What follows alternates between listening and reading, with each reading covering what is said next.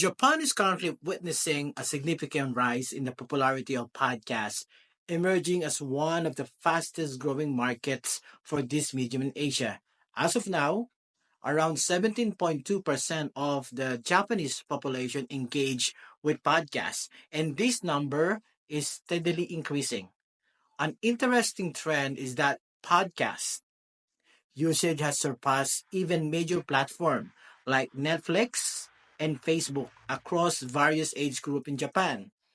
Young listeners are driving this audio movement, with about 34% of teenagers and 27% of people in the 20s listening to the podcast on a monthly basis. Unlike trends seen in the Western countries, Japanese audience tend to be prefer shorter podcasts. In fact, nearly half of these listeners favor episodes that are under 30 minutes, challenging the idea that longer content is more popular. In terms of platforms, YouTube leads the way, attracting almost 40% of the podcast audience, while Spotify follow closely with 33%. There's also a remarkable opportunity for monetization in this market, as over 55% of podcast listeners in Japan have reported buying products that were featured in the episode.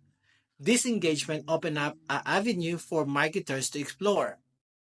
For global content creators, there are the key takeaways. Focusing on the shorter podcast episodes, using YouTube as the primary distribution channel, and recognizing the impact of recommendation can be effective strategies. The rapid growth of podcasts in Japan illustrate that a simplified approach can lead to a greater success in podcasting landscape worldwide.